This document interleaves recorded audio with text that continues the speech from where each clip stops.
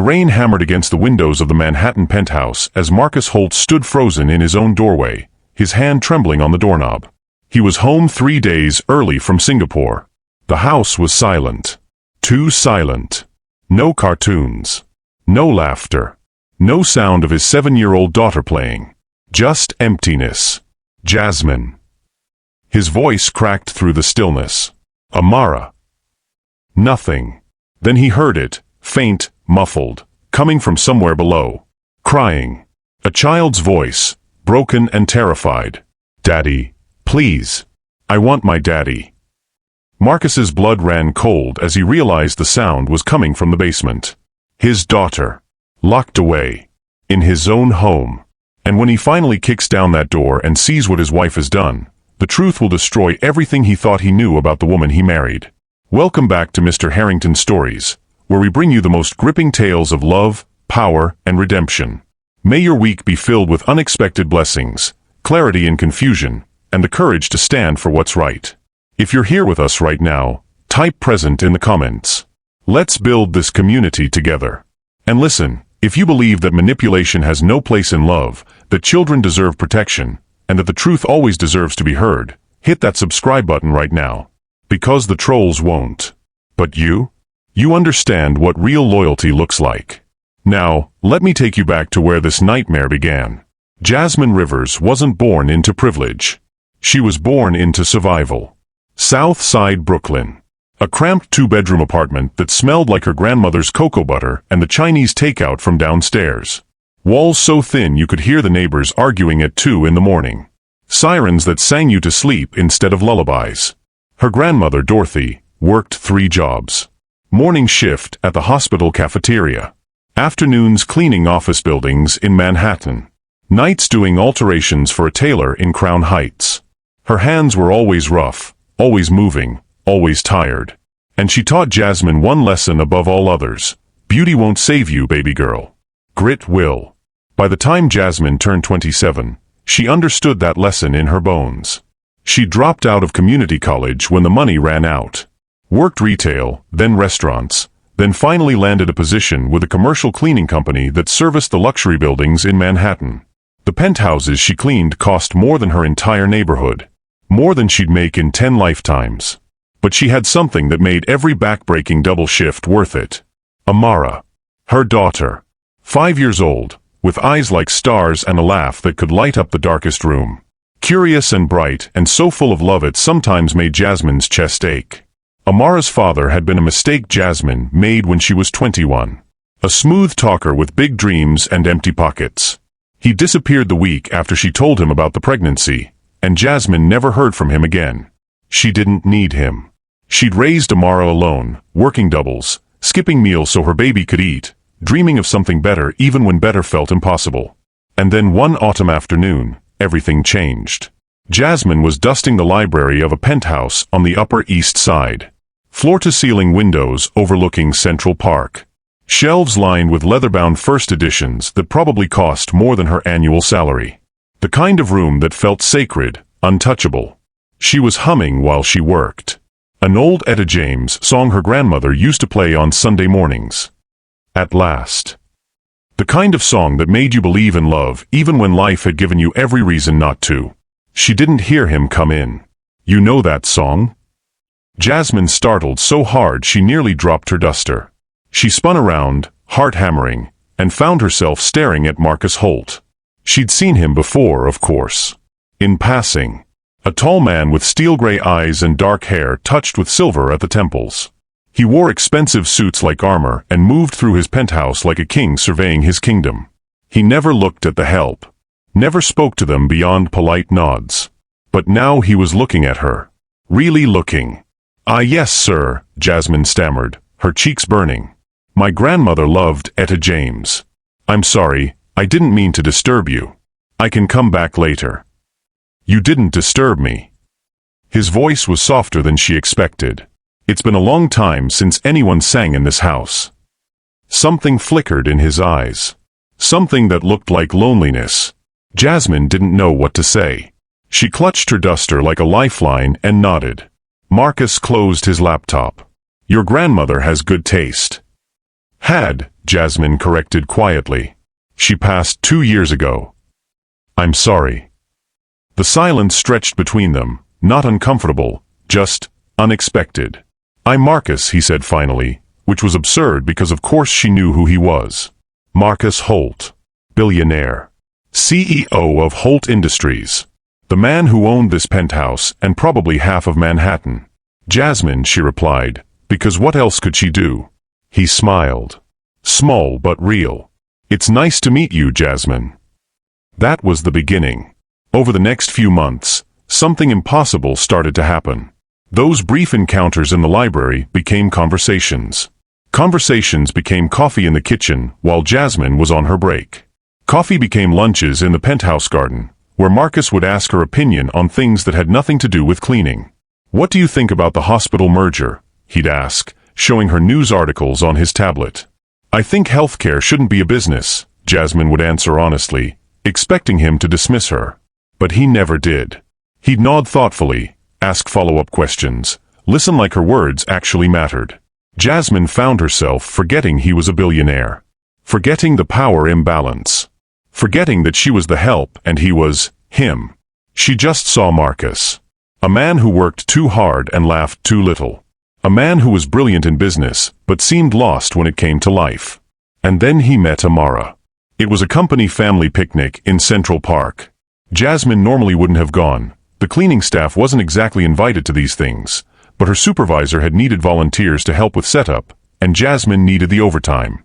She brought Amara along, promising her ice cream and playground time as payment for being patient. Marcus had been standing near the beverage table, trapped in a conversation with board members, looking like he'd rather be anywhere else. And then Amara, fearless and bright, had walked right up to him. You have nice eyes, Mr. Marcus, she'd announced, tilting her head like she was studying a painting. Like my mommy's favorite storm clouds. The board members had frozen, clearly horrified that a child had interrupted their discussion. But Marcus? He'd looked down at this little girl with her braided hair and her gap-toothed smile, and something in his expression had cracked wide open. He'd knelt down to her level. Storm clouds. Aha. The pretty kind that come before rain. Mommy says rain makes things grow. Your mommy sounds very wise. Amara had beamed. She is. She's the best mommy in the whole world. I believe you. And then, without hesitation, Amara had climbed into his lap like she'd known him her entire life. Marcus had looked up at Jasmine, who was rushing over to collect her daughter, apologizing profusely. But he'd just smiled. The kind of smile that reached his eyes for the first time since Jasmine had known him. She's perfect, he'd said simply. And that was the moment Marcus Holt fell in love. Not just with Jasmine. With the family he didn't know he'd been searching for his entire life. What came next was a whirlwind. Marcus courted Jasmine like a man possessed. Private helicopter rides to beaches in the Hamptons. Front row seats at the ballet. Dinners at restaurants so exclusive they didn't even have signs. But that's not what won Jasmine's heart. It was the small things. The real things. The way Marcus learned to braid Amara's hair, watching YouTube tutorials late at night until he got it right.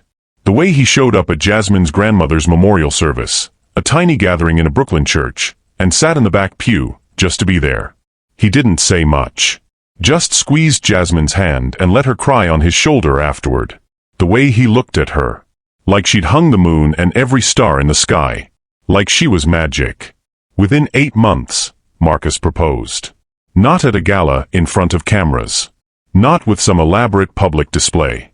He proposed on the floor of his penthouse living room, with Amara holding the ring box, her little hands trembling with excitement. Will you marry my mommy? Amara had asked, bouncing on her toes. So we can be a family? A real family with a mommy and a daddy together. Jasmine had looked at Marcus. This powerful, untouchable man kneeling on the floor of his multi-million-dollar penthouse, his eyes wet with tears he didn't bother hiding. Marry me, he'd whispered. Both of you. Be my family. Jasmine said yes through her own tears, and Amara had shrieked with joy so loud the neighbors probably heard it 3 floors down. The wedding was small. Intimate. Just close friends and family in a garden ceremony upstate. But the media? The media had a field day. Billionaire Marcus Holt marries his housekeeper in scandalous union. From rags to riches, the Cinderella story that has Manhattan buzzing. CEO shocks society by choosing maid over Manhattan elite. The headlines were brutal. The comments sections worse. But Marcus didn't care. He deleted his social media years ago, and he had lawyers on standby for anything that crossed the line into defamation. He'd found his family, his peace, his home. Or so he thought. Because at the wedding reception, someone was watching. Someone who'd been watching all along. Victoria Sterling. Victoria had always been in Marcus's orbit. Always. The daughter of Richard Sterling, Marcus's late business partner and mentor. She'd grown up in the same world of country clubs and charity galas. Platinum blonde hair always perfectly styled. Clothes that cost more than most people's cars. A smile that could charm or cut, depending on what she needed. She'd been close to Marcus for years. Some people whispered too close. Victoria had been there when Marcus's company almost went under in the recession. She'd been there when his father died. She'd been there through failed relationships and board battles and every milestone that mattered. In her mind, she'd earned her place at his side. She'd been patient, waiting for him to see her, really see her. And then Jasmine Rivers had walked into his life and ruined everything. When Marcus announced his engagement at a charity gala, Victoria had been standing 3 feet away, champagne flute in hand. The glass had shattered in her grip. Crystal shards and golden liquid pooling on the marble floor. People had gasped, rushed over to help. But Victoria had just laughed, bright and brittle. How clumsy of me. She dabbed at the tiny cut on her palm with a napkin, her eyes never leaving Jasmine's face. Congratulations, she'd purred. What a surprising choice. At the wedding, Victoria arrived wearing white. Not ivory. Not cream. White. The same shade as Jasmine's simple silk dress. She'd kissed Marcus on the mouth during the congratulations line, lingering just a second too long. Her hand on his chest. Her lips curved in a smile. I'm so happy for you, darling, she'd murmured. Then she turned to Jasmine, that same smile never reaching her ice blue eyes. Welcome to our world, sweetheart. I do hope you can keep up. Jasmine had felt ice flood her veins. A warning. A threat. A promise. She'd mentioned it to Marcus later that night, still in her wedding dress, standing in the penthouse that was now her home. Victoria was intense today. Marcus had waved it off, already loosening his tie. Victoria's harmless. We've known each other since we were kids. She's like a sister to me. She doesn't look at you like a sister. Jasmine. He'd cupped her face in his hands. The only woman I see is you. The only woman I want is you. Victoria is past. You're my future. He'd kissed her then, soft and sure. And Jasmine had wanted to believe him. But Victoria Sterling wasn't planning to be anyone's past. She was planning something far more dangerous. For the first 6 months, life was everything Jasmine had dreamed of and more. The penthouse became a home. Amara's toys scattered across the pristine marble floors. Family movie nights on the massive sectional sofa. Pancakes on Sunday mornings with Amara sitting on the kitchen counter, helping Marcus flip them while Jasmine pretended to supervise. Marcus legally adopted Amara. The paperwork was finalized on a Tuesday afternoon, and he'd cried when the judge declared it official. You're my daughter, he'd whispered, holding Amara close. Forever. I know, Daddy, Amara had said simply, like it had always been true. Jasmine adapted to her new world. She learned which fork to use at formal dinners, which designers were considered acceptable for charity galas, which social circles mattered and which ones were just noise. She met Marcus's business associates, smiled at their wives, nodded through conversations about vacation homes in Aspen and yacht clubs in Monaco. And for a while, it felt manageable. But then the whispers started. Quiet at first. Easy to miss. At a charity luncheon for a children's hospital, Jasmine had walked toward a group of women near the hors d'oeuvres table. They'd been laughing, champagne flutes in hand, diamonds glittering at their throats. The moment they saw her, the conversation stopped. They'd smiled. Polite. Plastic. Jasmine. How lovely to see you. That dress is Charming. How are you adjusting to everything? But their eyes were cold. Calculating. Judging. The moment Jasmine walked away, she heard the whispers resume behind her. I hear Marcus's business partners are concerned about his judgment lately. Such a sweet story, but really, does she even understand the tax implications of his portfolio? I give it 2 years. Men like Marcus always come back to their own kind. Jasmine's hands had trembled around her own champagne flute. She'd tried to ignore it. Tried to tell herself it didn't matter what these women thought. But the doubt crept in anyway. Slow and insidious. Like smoke seeping under a closed door. And Victoria? Victoria was always there. At every gala. Every charity event. Every social gathering that mattered. Always perfectly dressed. Always perfectly poised. Always with a comment that sounded like concern but felt like a knife. "Oh, Jasmine, darling," Victoria had said at the Vanderbilt charity gala, her hand on Jasmine's arm. "You wore that dress to the Phillips auction last month, didn't you? People notice these things. Just a friendly tip." Or at a board dinner, "Marcus seems so stressed lately. All this expansion. I wonder if he misses when things were simpler. Less complicated." Or during a quiet moment in the penthouse, when Victoria had stopped by with some contract for Marcus to review, "Amara's such a sweet child, but she's getting spoiled with all these gifts and attention. Is that really healthy for her development?" Each comment was small, reasonable, even, but they added up. One after another after another. Tiny blades cutting deeper each time. And Jasmine started to bleed. Marcus didn't see it. He couldn't. He was drowning in work. Holt Industries was expanding into international markets. A hostile takeover attempt from a competitor. Board meetings that stretched until 2 in the morning. Conference calls with Tokyo at dawn. He'd come home exhausted, his eyes shadowed, his shoulders tight with tension. "Everything okay?" he'd ask Jasmine, kissing her forehead. And Jasmine would plaster on a smile. "Of course. I'm just adjusting." But inside, she was drowning. The insecurity wrapped around her throat like a fist. Every social event felt like a test she was failing. Every conversation with Marcus's associates felt like proof she didn't belong. And Victoria was there. Always there. With a lifeline made of poison. They'd started having tea together. Weekly meetings at Victoria's penthouse in Tribeca, all glass and steel and minimalist elegance. Victoria would pour expensive tea from a porcelain set that probably cost more than Jasmine's old car. "You know," Victoria said one afternoon, her voice soft and concerned, Marcus's ex-fiancée, "before you, she was a Harvard MBA. Rachel Chun. Brilliant woman. They used to discuss his business deals for hours. Market strategy, acquisition targets, leveraged buyouts." Jasmine's stomach had twisted. "I wonder if he ever misses that," Victoria continued, stirring her tea slowly. "That kind of intellectual companionship." "Marcus and I talk," Jasmine said, but her voice sounded weak even to her own ears. "Of course you do, darling. I'm not saying you don't." Victoria's smile was sympathetic. Pitying. "I'm just worried about you. You're trying so hard to fit into this world, but maybe you're losing yourself in the process. And that's when men start to wander." Jasmine's heart cracked a little more. Every conversation with Victoria was like this. Concerned. Caring. Poisonous. And Jasmine, isolated from her old friends and drowning in self-doubt, absorbed every word like gospel.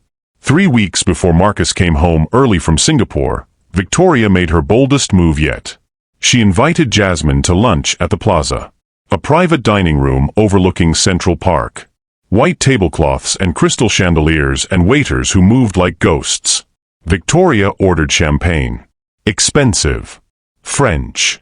They made small talk for a few minutes. The weather. Amara's upcoming dance recital.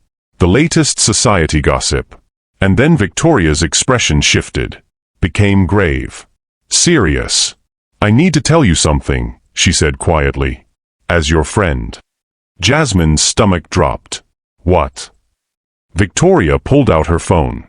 Scrolled through photos. Then turned the screen toward Jasmine. Marcus. In a coffee shop. sitting across from a beautiful Asian woman in a tailored business suit. They were laughing. His hand was on the table near hers. "This is Rachel Chun," Victoria said softly. "His ex. The Harvard MBA." Jasmine couldn't breathe. "They've been meeting," Victoria continued, "3 times in the last 2 weeks. I don't think it's an affair. Not yet. But Jasmine, you have to understand, men like Marcus need intellectual equals. They need partners who can match them in their world." "He didn't tell me." Jasmine's voice was barely a whisper. "I'm sure it's innocent. Business advice, probably. But it makes you wonder, doesn't it?" Victoria leaned closer. "And with the way Amara's been acting lately." Jasmine's head snapped up. "What about Amara?"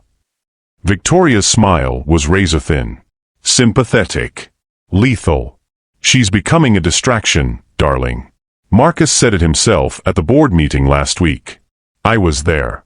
I heard him." Victoria's voice dropped to a whisper. "He said, and I quote, 'I can't focus with all the noise at home.'" His exact words. Jasmine felt the room tilt. "I don't think he blames you," Victoria said quickly. "But 7-year-olds can be a lot. Especially when a man is trying to run a global empire. And if he's seeking out Rachel's company." She let the implication hang in the air. Jasmine's world was crumbling. The champagne tasted like acid. "What do I do?" she whispered. Victoria reached across the table and took Jasmine's hand. Her skin was cold. "If you want to save your marriage," she said softly, "you need to show Marcus you can handle things. That you can be the kind of wife he needs. Strong. Disciplined. In control." "How?" "Start with Amara. Show him you can manage your household. Set boundaries. Discipline. Structure." Victoria squeezed Jasmine's hand. "My mother raised me with a firm hand, and look how successful our family is. Sometimes children need real consequences to learn real lessons." Jasmine stared at her plate, her mind spinning. Victoria's voice was silk and honey and venom. "You're a good mother, Jasmine. But maybe it's time to be a better wife." And in that moment, sitting in that elegant dining room overlooking Central Park, Jasmine made a choice that would destroy everything. She believed the lie. What would you do if someone you trusted planted these kinds of doubts in your marriage? Drop a comment below. Victoria Sterling's plan wasn't improvised. It was surgical. Calculated. A masterpiece of psychological warfare that would have made Machiavelli proud. Over the 2 weeks following that lunch at the plaza, she moved like a chess player 3 moves ahead of her opponent. Every text message, every visit, every carefully planted seed of doubt was designed to do one thing: destroy Jasmine from the inside out. It started with the emails. Jasmine was in the penthouse kitchen making Amara's lunch when her phone buzzed. A message from Victoria. "So sorry, darling. Meant to send this to my assistant, but accidentally forwarded to you. Please disregard." Attached was an email chain. Marcus's assistant confirming dinner reservations at Le Bernardin. 8 o'clock. Table for 2. With Rachel Chun. Jasmine's hands went numb. The date was from 3 nights ago. A night Marcus had told her he was working late at the office. A night he'd come home after midnight, exhausted, and gone straight to bed. He'd been at dinner. With his ex-fiancée. And he hadn't mentioned it. When Jasmine tried to bring it up casually the next morning, Marcus had been distracted, already on a conference call, waving her off with a tired smile. "Just work stuff, baby. Nothing exciting. How's Amara?" He wasn't lying. It had been work. Rachel was consulting on the Singapore merger. But he'd been so buried in stress he'd forgotten to mention it. But to Jasmine, drugged by doubt and Victoria's poison, it felt like a betrayal. The second email came 4 days later. Another accident. This time it was a photo. Marcus and Rachel at a wine bar in Soho. Laughing. Her hand on his arm. The lighting was dim, intimate. It looked like a date. It wasn't. It was a celebration drink after closing a difficult contract. Rachel's colleague had been there too, just out of frame. But Victoria had cropped the photo perfectly. Oops. My phone is acting up. Ignore that. But Jasmine couldn't ignore it. The image burned itself into her mind. Marcus laughing with another woman. A woman who understood his world. A woman who belonged. A woman who wasn't her. Victoria's visits became more frequent. She'd stop by the penthouse under the guise of checking in, bringing pastries from that bakery Marcus loved, offering to help Jasmine navigate the upcoming charity circuit. "You're doing so well," Victoria would say, settling onto the white sofa with her coffee. "But I worry you're burning yourself out trying to be everything to everyone." She'd pause. Let the silence do the work. "You know, darling, sometimes the best gift you can give a man like Marcus is space. And structure. He thrives on order.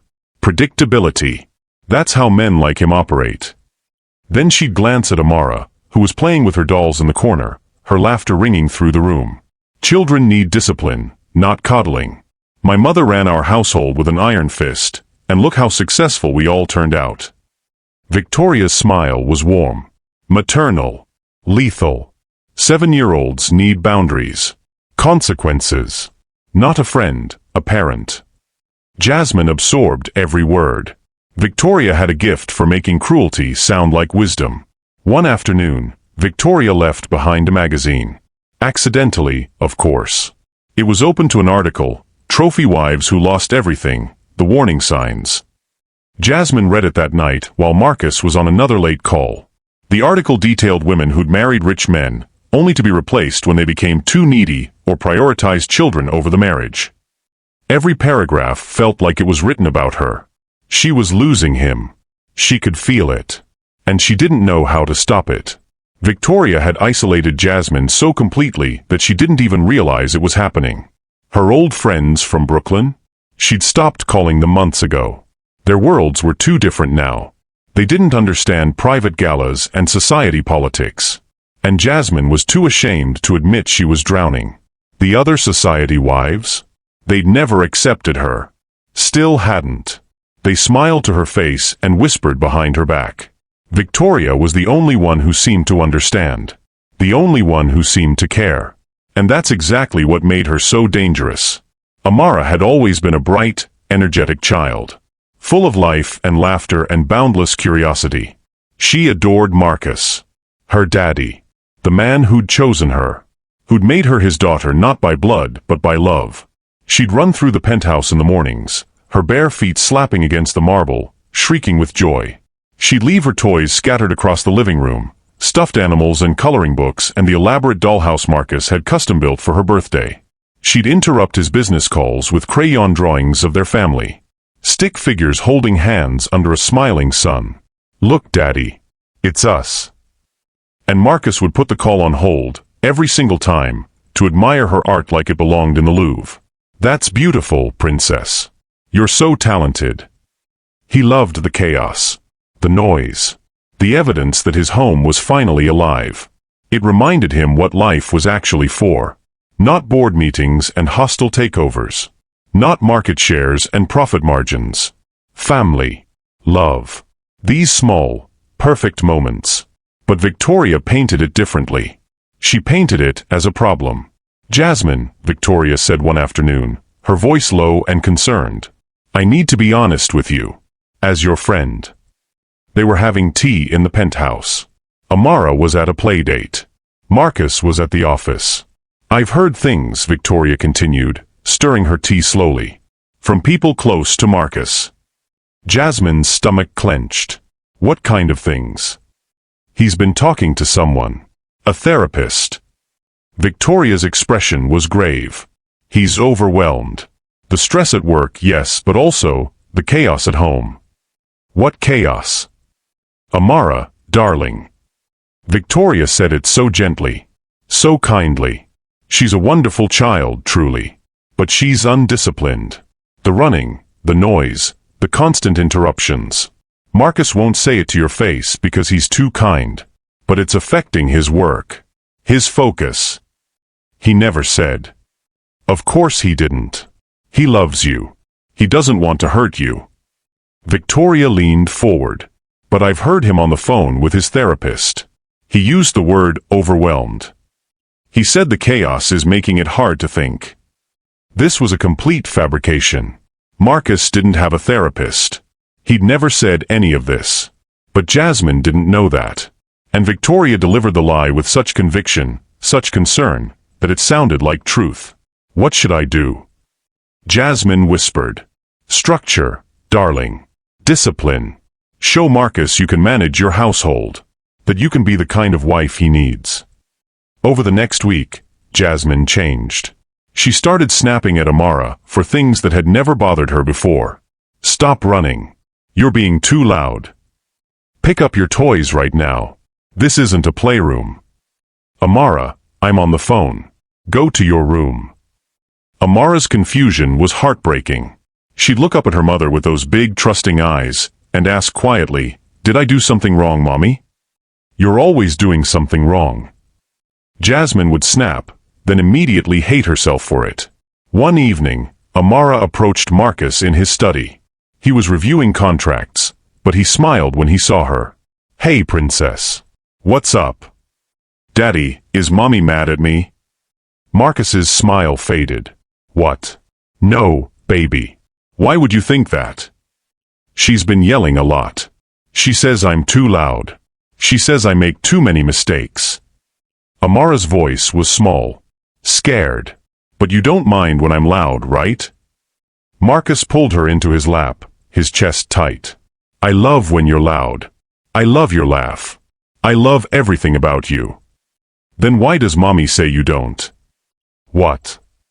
"She said you're just being nice. That we have to be perfect or you'll be upset." Marcus felt ice flood his veins.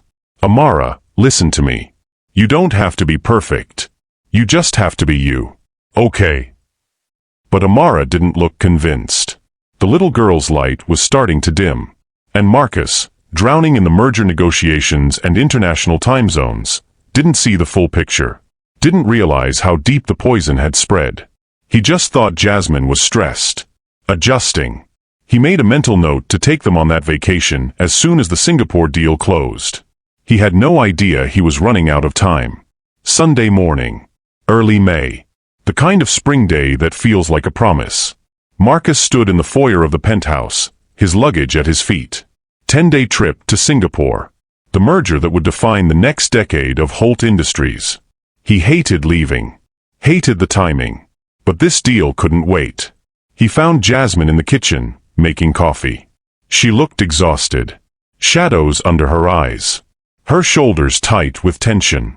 "Hey," he said softly, wrapping his arms around her from behind. "You okay?" "Fine. Just tired. I know things have been crazy." He turned her to face him. "When I get back, we're taking Amara to Disney World. Just the three of us. No work.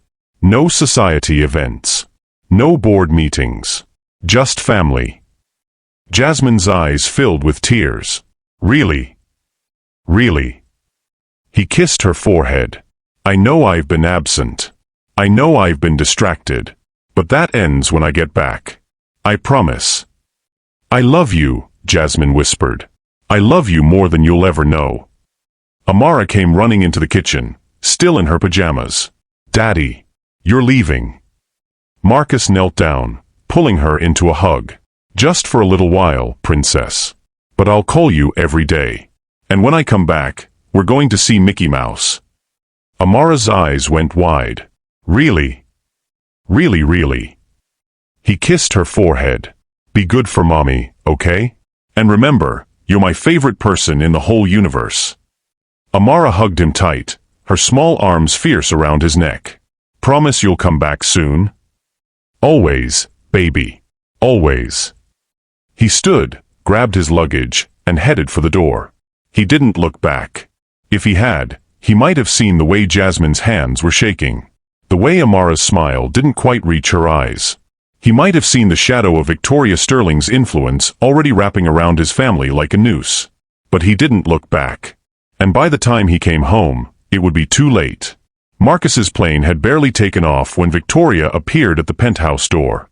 She let herself in with the spare key Marcus had given her months ago, back when she was like a sister, and not the serpent she'd always been. "Jasmine," she called out. "Are you here?" Jasmine emerged from Amara's room, looking startled. "Victoria, I wasn't expecting you." I know, darling. I'm sorry to drop by unannounced. Victoria's face was all concern. But I've been worried about you. You look absolutely exhausted. I'm fine. When's the last time you slept? Really slept? Jasmine couldn't remember. The insomnia had been getting worse. Every night she'd lie awake, staring at the ceiling, Victoria's words echoing in her head. Marcus meeting with Rachel. The chaos overwhelming him. The marriage falling apart. Come on, Victoria said gently, guiding Jasmine to the kitchen. Let me make you some tea. You need to relax. Victoria moved through the kitchen like she owned it. She knew where everything was. She'd been coming here for months. She pulled out chamomile tea, added honey, and something else. A small vial from her purse. Just a few drops. A mild sedative she'd claimed was herbal and all natural. Drink this, Victoria said, sliding the cup across the counter. It'll help with the anxiety. I use it all the time. Jasmine drank it gratefully. Within 20 minutes, the edges of the world went soft, blurry. Her thoughts moved like honey. Victoria watched her with cold satisfaction. Where's Amara? Victoria asked casually. In her room. Playing. You know, Victoria said slowly, I saw her in the hallway earlier. She knocked over that vase. The baccarat crystal. The one that belonged to Marcus's mother. Jasmine's foggy mind tried to process this. What? It shattered. Completely destroyed. Victoria's voice was sympathetic. Sad. $20,000. An irreplaceable family heirloom. In reality, Amara had tripped while running to answer the door. The vase had wobbled but hadn't fallen. Victoria had pushed it over herself after Amara left the room. But Jasmine, drugged and exhausted, didn't question it. She's getting out of control, Jasmine, Victoria continued. And Marcus is going to come home and see it. He's going to see the broken vase, the chaos, the lack of discipline. And he's going to wonder what kind of household you're running. I don't know what to do, Jasmine whispered. Victoria leaned close. Her voice dropped to something almost hypnotic. You need to discipline her. Real discipline. The kind that teaches consequences. She paused. My mother used to put me in the cellar when I misbehaved. Just for an hour or two. Dark. Quiet. Time to think about my actions. That sounds effective, Victoria interrupted. It taught me respect, structure, self-control, and look how successful I am. Jasmine's mind was swimming. The tea, the exhaustion, the weeks of doubt and fear and manipulation. Amara needs to learn, Victoria whispered. Before Marcus comes home and sees how out of control things have become. Before he decides this was all a mistake. And in her drugged, desperate state, Jasmine nodded. It happened that night. Amara was in the living room, curled up on the white sofa with a juice box and her favorite cartoon. She was being careful. So careful. After the vase incident, that she still didn't understand, she'd been trying to be perfect. But accidents happen. The juice box slipped. Red liquid splashed across the white cushions. A stain spreading like blood. Amara's eyes went wide with terror. No, no, no. She jumped up, trying to blot it with her hands, making it worse. Tears already streaming down her face. Mommy. Mommy, I'm sorry. I'm sorry. It was an accident. Jasmine appeared in the doorway. The drugs were still in her system. Her vision tunneled. All she could see was the stain, the mess, the proof that she couldn't control anything. You're always making mistakes. The words came out harsh, cruel. You're always causing problems. Mommy. Amara's voice was small, terrified. This wasn't her mother. This was someone else wearing her mother's face. Victoria materialized behind Jasmine like a ghost. The storage room, she murmured. In the basement. Just for an hour. To think about her actions. It's what's best for her. No. Amara backed away. Mommy, please. I didn't mean to. I'll clean it up. I'll be better. But Jasmine wasn't listening. Victoria's words were in her head, louder than her daughter's pleas. Discipline. Structure. Save your marriage. Show Marcus you can handle this. She grabbed Amara's arm. Not roughly, but firm. Unyielding. Come on. Mommy, no. Please. Amara was sobbing now, fighting, her small body shaking with fear. I'll be good. I promise. I promise. Jasmine led her daughter down the stairs. Each step felt like descending into hell. Amara cried the whole way, begging, pleading. The basement was cold. Concrete floors. Dim lighting. At the back was a storage room. Small. Windowless. Dark. They kept extra furniture there. Holiday decorations. Things Marcus never looked at. Mommy, please don't lock me in the dark. Amara's voice was breaking. I'm scared of the dark. You know I'm scared. Jasmine's hands trembled as she opened the door. The room smelled like dust and abandonment. Just for a little while, she whispered. You need to learn. I'll learn. I promise I'll learn. Just don't. Jasmine pushed her daughter inside. Gently. But it didn't matter. Amara stumbled, fell to her knees. Mommy. Jasmine closed the door. The lock clicked. And Amara's screams echoed through the basement. High and terrified and heartbreaking. Mommy, please. Daddy. I want my daddy. Jasmine collapsed on the stairs. Her whole body shaking. What had she done? What had she done? Behind her, at the top of the stairs, Victoria stood in shadow. And she smiled. The first hour was the hardest. Amara screamed until her voice went hoarse. She pounded on the door until her small fists were bruised. She begged and pleaded and promised to be perfect if Mommy would just let her out.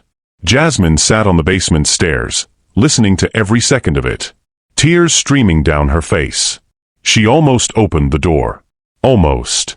But then Victoria was there. Always there. You're doing this because you love her, Victoria whispered. You're teaching her. This is what good mothers do. Strong mothers. After the first hour, Jasmine opened the door. Amara was huddled in the corner, her face streaked with tears, her eyes red and swollen. Can I come out now? Her voice was so small. So broken. Yes, baby. Come here. Jasmine pulled her daughter into her arms, sobbing. I'm sorry. I'm so sorry. But Victoria's voice was in her ear. Don't apologize. You'll undo all the work. She needs to understand actions have consequences. Over the next 2 days, it happened 3 more times. Amara spoke too loudly during Jasmine's phone call with Marcus. 2 hours in the storage room. Amara dropped a plate at breakfast. 3 hours. Amara asked if Daddy was coming home soon. 4 hours. Each time, Jasmine told herself it was discipline. Structure. What Amara needed. What Marcus expected. Each time, Victoria was there to reinforce it. To drug Jasmine's tea. To whisper poison. She needs to learn self-reliance. Independence. You're not hurting her, you're making her stronger. But Amara was getting weaker. The bright, laughing child who'd climbed into Marcus's lap at that picnic was disappearing. Her eyes grew hollow. Her voice quiet. She stopped crying after the first day. Just accepted it. When Jasmine brought her food and water, Amara would whisper, Daddy will come home soon. And he'll save me. It was a prayer. A lifeline. And it broke Jasmine's heart. But Victoria's voice was louder. Always louder. You're doing this for your marriage. For your family. Marcus will see how strong you are. How capable. By day 7, Jasmine had left Amara in that room for over 48 hours. She'd bring meals 3 times a day. Water. A blanket. But she wouldn't let her out. The storage room had become a prison. And Amara had stopped talking altogether. She just stared at the door. Waiting. Hoping. Believing her daddy would come. Day 9. Jasmine was in the kitchen, trying to eat breakfast but tasting nothing, when her phone rang. Marcus's assistant. Efficient. Professional. Mrs. Holt? Just wanted to give you a heads up. Mr. Holt closed the merger early. He's catching a flight this afternoon. He'll be home tomorrow. The world stopped. Jasmine's blood turned to ice. "Tomorrow," she whispered. "Yes, ma'am. Around 2 in the afternoon. He wanted it to be a surprise, but I thought you'd appreciate the warning." The call ended. Jasmine stood in the kitchen, paralyzed. Amara was still in the basement. Had been there for over 48 hours. Dirty. Dehydrated. Traumatized. Marcus was coming home. Victoria appeared in the doorway. She'd been there the whole time, of course. Listening. Her expression was unreadable. Cold. "Well," she said softly, "this is a problem." "What do I do?" Jasmine's voice was shaking. "Victoria, what do I do?" "You need to get your story straight, darling." Victoria's tone was matter-of-fact. Clinical. "When Marcus finds out what you've done to his daughter, and he will find out, there will be consequences." "I was just, you said." "I said what you wanted to hear." Victoria's mask finally dropped. The warmth, the concern, the friendship, all of it evaporated. What remained was ice. "I gave you suggestions.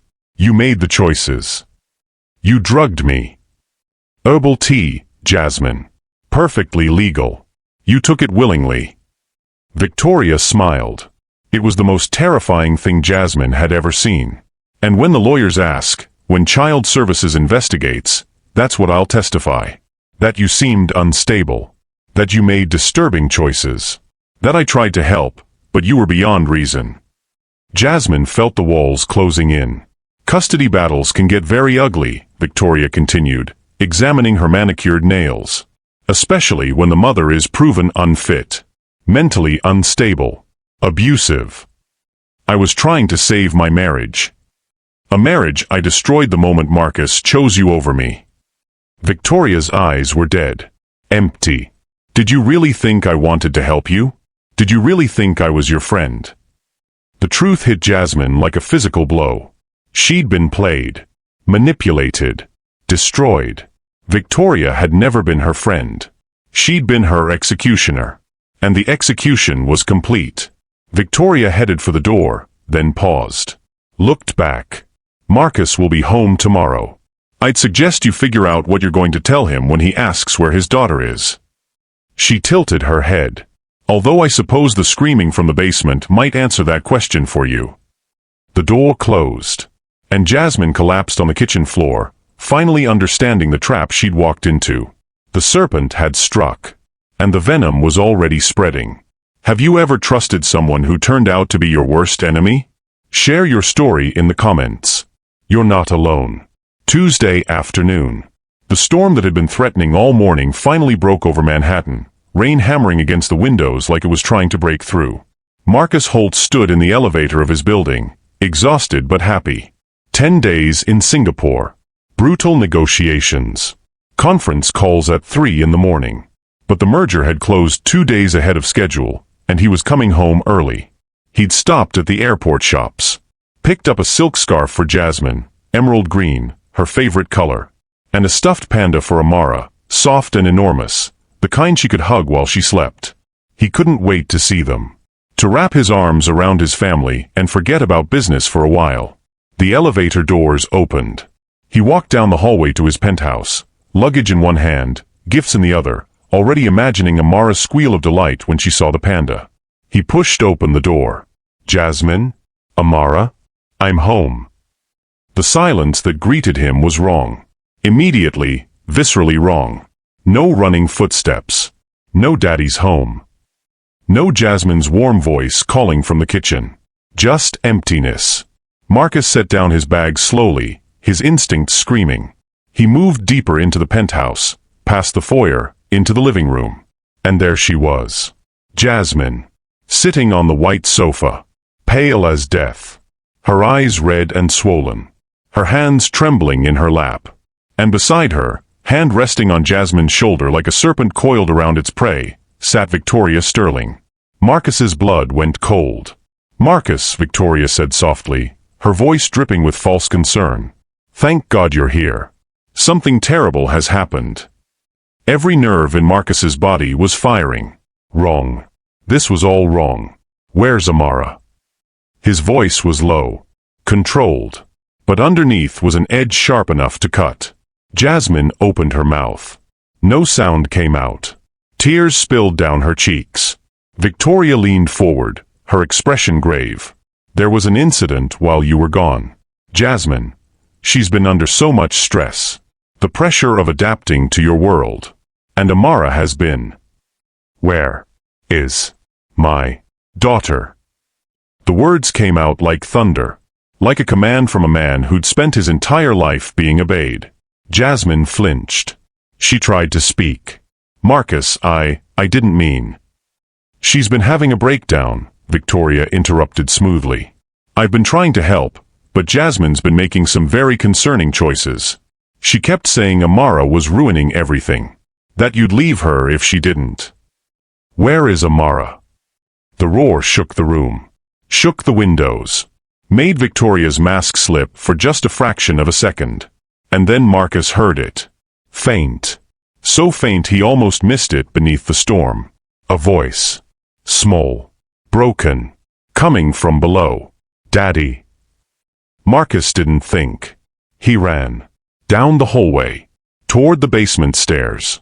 His heart was a war drum in his chest. His breath coming in gasps. Amara, he shouted. Baby, where are you? Daddy. I'm here, please. He took the stairs 3 at a time, nearly falling, catching himself on the railing. The basement was dim. Cold. He'd never spent much time down here. Just storage. Old furniture. Holiday decorations. Amara. Keep talking, baby. I'm coming. Daddy. The voice was so weak. So scared. He followed it to the back of the basement. To a storage room he'd forgotten existed. The door was closed. Locked from the outside. Marcus's vision went red. Amara. He grabbed the door handle, yanked. It didn't budge. Baby, I'm here. Daddy's here. Daddy, please. She was crying now. Sobbing. Please get me out. Please. Marcus stepped back. Rage and terror flooding his system in equal measure. He kicked the door. Once. Twice. The lock splintered. The door flew open. And what he saw in that moment would haunt him for the rest of his life. Amara. His little girl. His princess. Huddled in the corner of the dark storage room like an animal. She was filthy. Her clothes stained. Her hair matted. Her face streaked with tears and dirt. She was shaking. Dehydrated. Her lips cracked. But when she saw him, her eyes, those beautiful eyes that had looked at him with such trust and love, lit up with desperate hope. Daddy. Marcus crossed the room in 2 strides. He dropped to his knees and pulled her into his arms. She was so small. So fragile. She collapsed against him, sobbing. I knew you'd come, she whispered. I knew you'd save me. Marcus couldn't speak. Couldn't breathe. His daughter, his child, had been locked in a basement. In his home. While he was thousands of miles away.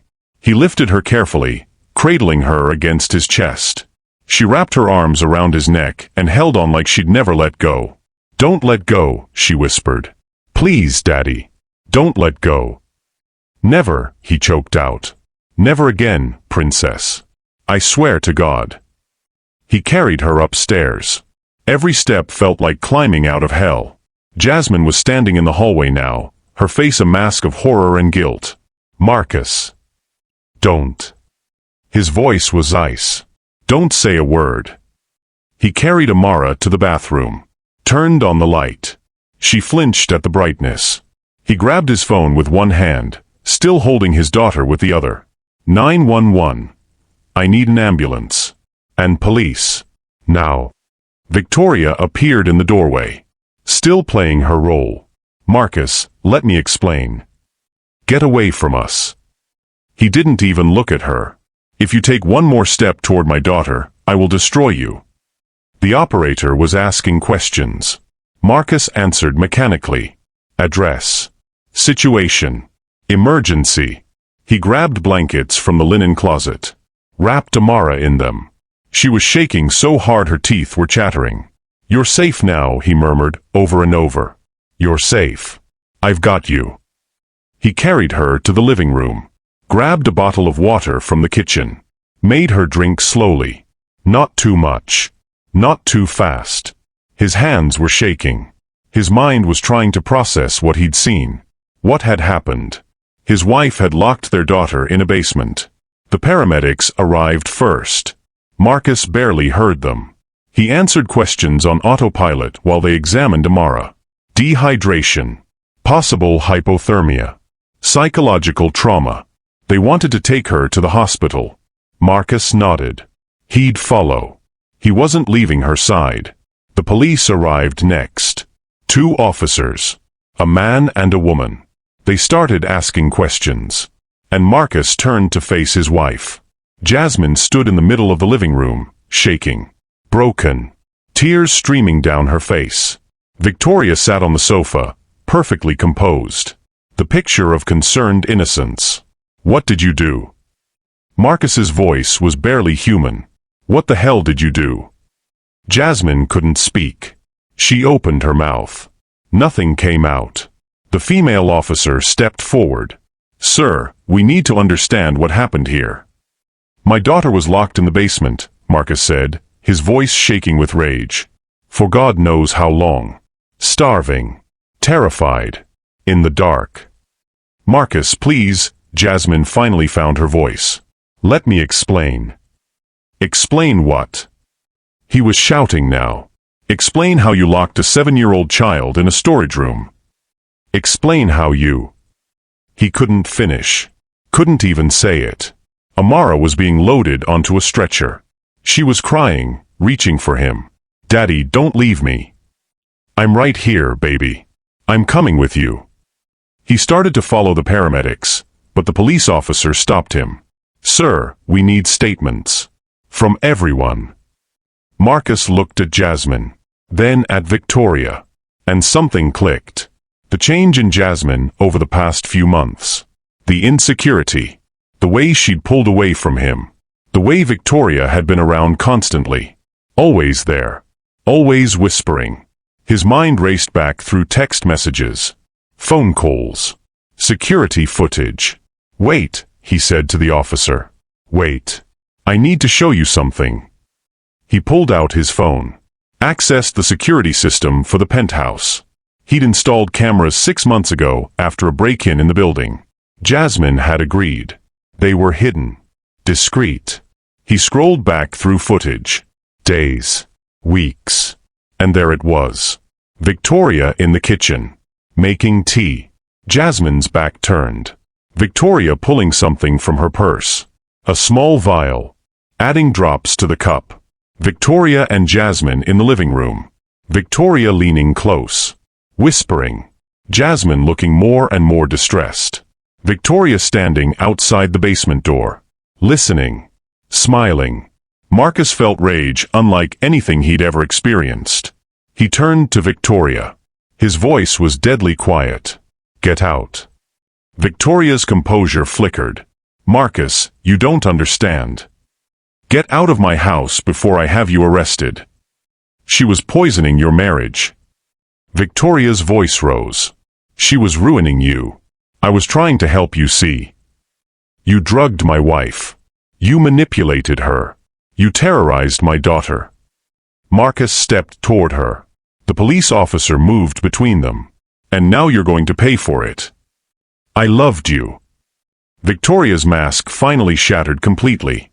Years of obsession and bitterness poured out in a torrent. "I've loved you since we were 16. I waited for you. I groomed myself to be perfect for you.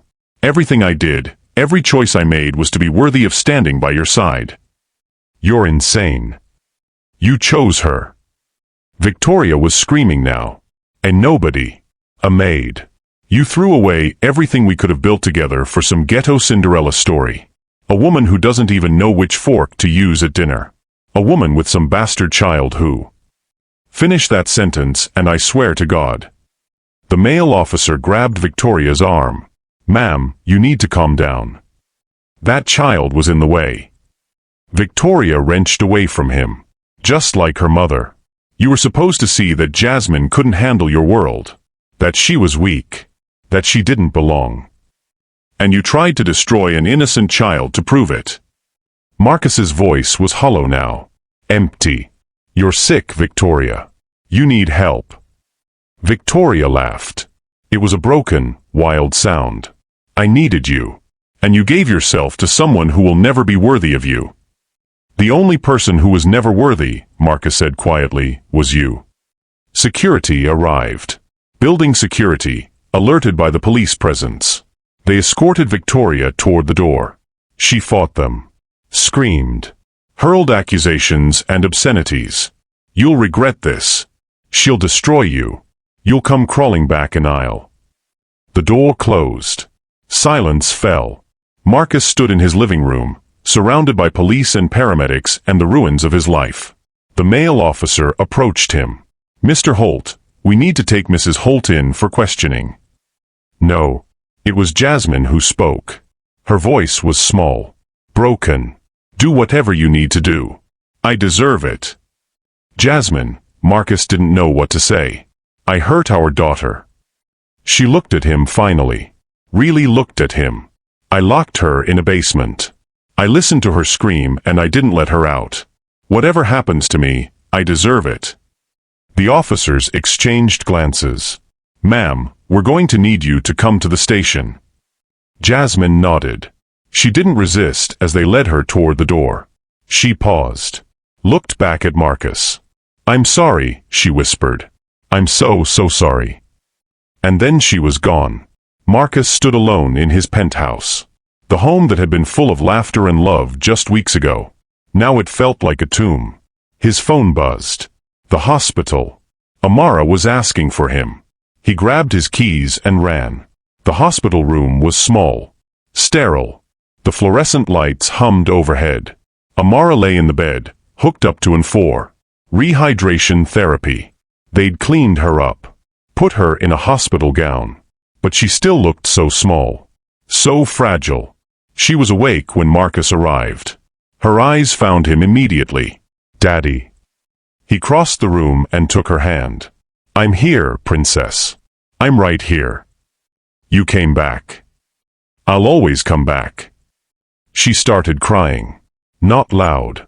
Just quiet tears streaming down her face. I was so scared. I know, baby. I know. Mommy locked me in the dark. I don't understand why. I tried to be good. I tried so hard to be perfect. Marcus's heart shattered into 1,000 pieces. You are perfect. None of this was your fault. None of it. Is Mommy sick? How did he answer that? How did he explain manipulation and psychological warfare to a 7-year-old?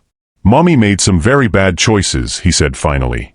And she's going to have to face consequences for those choices. But that doesn't mean she doesn't love you. I'm mad at her. That's okay. You're allowed to be mad. But I miss her too. Amara looked up at him with those big, trusting eyes. Is that bad? No, baby. That's not bad. That's called being human. A doctor came in. Then a social worker. Then a detective who asked gentle questions while Marcus held Amara's hand. Child Services was called. Investigations opened. Psychiatrists scheduled. The hours blurred together. But through it all, Marcus didn't leave his daughter's side. At the police station downtown, Jasmine sat in an interrogation room and told them everything. Victoria's manipulation. The tea with drugs in it. The photos of Marcus and Rachel. The constant undermining. The lies about Marcus being overwhelmed by Amara. They tested her blood. Found traces of benzodiazepines. Anti-anxiety medication. Enough to make her suggestible. Compliant. They reviewed security footage from the penthouse. Saw Victoria's visits. Her whispered conversations. The way she'd isolated Jasmine systematically. They interviewed Victoria. She crumbled under questioning. Admitted to drugging Jasmine. To lying. To orchestrating the entire thing out of jealousy and obsession. Charges were filed. Child endangerment. Assault. Drugging without consent. Conspiracy. Victoria was arrested. But so was Jasmine. Because at the end of the day, drugged or not, manipulated or not, she'd been the one to lock her daughter in that basement. She'd been the one to leave her there. And the law didn't care about intentions. Only actions. Marcus sat in his lawyer's office 3 days later, his daughter coloring at a table in the corner while the adults talked in low voices. The DA is willing to make a deal, his lawyer said. Given the evidence of manipulation and drugging, they'll drop the charges if Jasmine agrees to psychiatric evaluation and supervised visitation only. What about Victoria? She's looking at 2 years minimum. Possibly more if we push. Push. The lawyer nodded. And custody of Amara? Marcus looked at his daughter. She was drawing a picture of a house, with 3 stick figures holding hands. Full custody to me, he said quietly. Supervised visits for Jasmine. If and when Amara is ready. And your marriage? Marcus closed his eyes. I don't know. Because how did you come back from this? How did you rebuild trust after something so fundamentally broken? He loved Jasmine. Part of him still did. Maybe always would. But every time he closed his eyes, he saw Amara huddled in that dark room. Terrified. Alone. Crying for a father who was halfway around the world. Some things couldn't be forgiven. Some wounds cut too deep. 6 months passed like a dream. Victoria Sterling was convicted. 2 years in prison, followed by mandatory psychiatric treatment and a permanent restraining order. Marcus had used every resource at his disposal to ensure the maximum sentence. Not out of vengeance. Out of justice. For his daughter. And for every other person Victoria had ever manipulated in her twisted pursuit of what she thought she deserved. Jasmine moved out of the penthouse. The separation wasn't a divorce. Not yet. Marcus couldn't bring himself to make that final. But they couldn't live together. Not after what happened. She got an apartment in Brooklyn, not far from where she'd grown up. Small. Modest. Hers. She started therapy. Real therapy. 3 times a week at first, then twice, working through the trauma and manipulation and her own choices. She reconnected with her old friends. The ones she'd pushed away when she married into wealth. They welcomed her back without judgment. Just love. She got a job at a nonprofit that helped domestic abuse survivors. Women who'd been manipulated. Controlled. Broken. She understood them in ways most people couldn't. She was rebuilding herself. Piece by piece. Amara stayed with Marcus. The penthouse became a real home again. He hired a nanny, but he was the primary caregiver. He cut back his hours at work. Delegated more. Made his daughter the center of his life, the way she should have been all along. Amara went to therapy too. Play therapy at first, where she could express her trauma through dolls and drawing. Then talk therapy as she got older. The nightmares came less frequently. The fear of dark rooms faded. Slowly, painfully, the little girl's light returned. But she asked about her mother. Often. Where's Mommy? Why doesn't she live here anymore? Mommy's getting help. She made some mistakes and she's working very hard to be better. Does she still love me? Yes, baby. She loves you very much. Then why can't I see her? Marcus's throat tightened. Do you want to see her? Amara was quiet for a long time. Then, I'm still mad at her. That's okay. But I miss her too. Is that bad? No, sweetheart. That's very, very okay. So Marcus called Jasmine. Set up a meeting with therapists present. Supervised. Safe. They met at a park. Neutral ground. Autumn leaves falling around them like golden rain. Jasmine sat on a bench, her hands folded in her lap, her face nervous and hopeful and terrified all at once. Marcus stood nearby with Amara. The little girl held his hand tight. It's okay, he murmured. You don't have to do anything you don't want to do. I know. Amara took a deep breath. Then she walked toward her mother. Slowly. Carefully. Jasmine's eyes filled with tears. Hi, baby. Hi, Mommy. They sat on the bench together. Not touching. Just sitting. I'm sorry, Jasmine whispered. I'm so sorry for what I did to you. Why did you do it?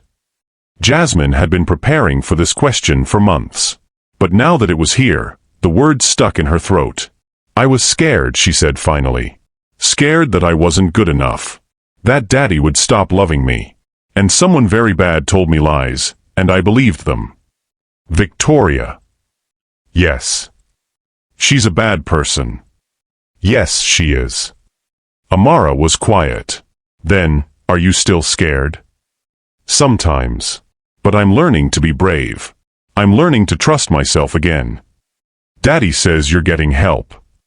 I am. Lots of help. Another long silence. Then Amara said very quietly, I'm still mad at you.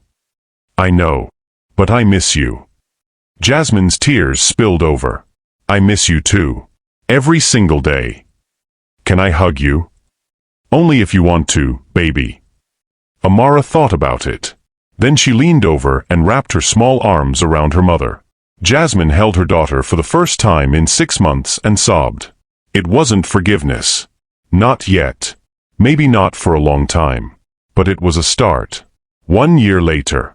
The dance recital was held in a small theater in the Upper West Side. Families packed the seats. Cameras ready. Nervous energy buzzing through the air. Marcus sat in the front row, a bouquet of roses on the seat beside him. He'd bought them that morning. Pink. Amara's favorite. The lights dimmed. Music swelled. Little girls in tutus took the stage. And there was Amara. 8 years old now. Taller. Stronger. Her smile bright and real. She danced with grace and joy. Not perfect. But perfect to him. Marcus's chest swelled with pride and love. When the performance ended, the audience erupted in applause. The girls took their bows, giggling and waving. Marcus stood, clapping so hard his hands hurt. And then he noticed something. In the very back of the theater, almost hidden in shadow, stood Jasmine. She was crying. Silent tears streaming down her face as she watched her daughter bow. When the curtain fell, Amara came running off stage. Parents swarmed their children with hugs and congratulations. Amara ran straight to Marcus. He caught her, lifted her, spun her around. You were perfect, princess. Absolutely perfect. She laughed. That bright, beautiful sound he'd thought he might never hear again. Did you see my pirouette? I saw everything. You were incredible. He set her down, handed her the roses. She buried her face in them, inhaling deeply. Then she looked up. Past Marcus. To the back of the theater. Where Jasmine stood. Uncertain. Hopeful. Heartbroken. Amara's smile faltered. She looked at Marcus. Daddy, is Mommy here? Yes, baby. She is. But only because I knew you'd want her to be. Amara nodded slowly. She handed the roses back to Marcus. And then she walked through the crowd toward her mother. Jasmine knelt down, making herself small. Non-threatening. Hi, baby. You were beautiful up there. Thank you. They looked at each other. A year of separation. Of therapy. Of slowly rebuilding.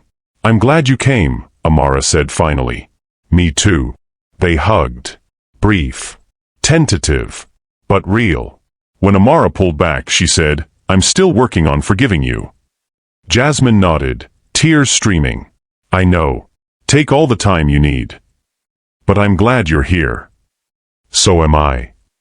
Amara ran back to Marcus, chattering about the recital, about the other dancers, about everything and nothing. And Jasmine stood alone in the back of the theater, watching her daughter, alive, healing, safe, and allowed herself to hope. Maybe forgiveness would come someday. Maybe it wouldn't. Maybe her marriage could be saved. Maybe it couldn't. But her daughter was alive. Healing.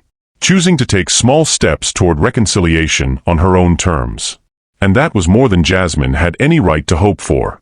Marcus watched from a distance as Jasmine slipped out of the theater. Part of him wanted to call after her. To talk. To try. But not today. Today was for celebrating his daughter. For honoring how far she'd come. For remembering that she was strong and brave and capable of more grace than most adults could manage. Daddy. Amara tugged his sleeve. Can we get ice cream? Absolutely. What flavor? All of them.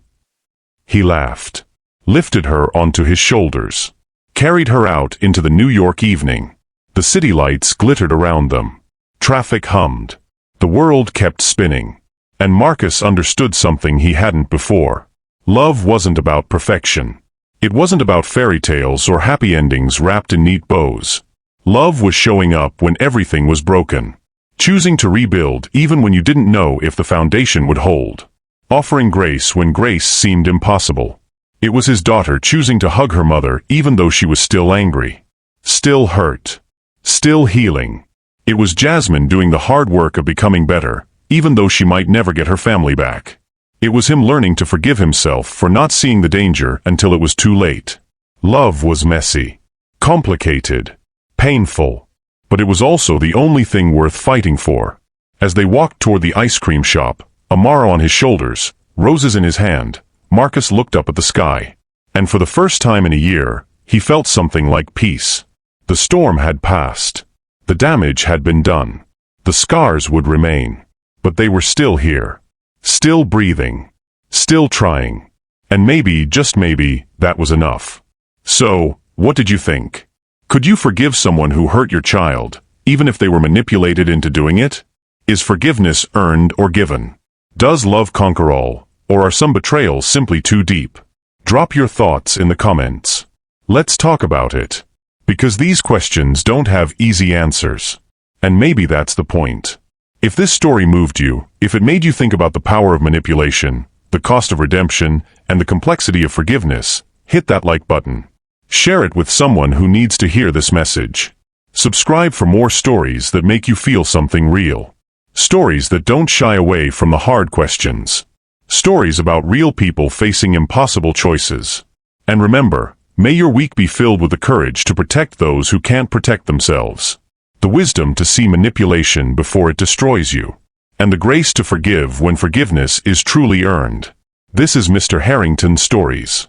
Thank you for being present. Until next time.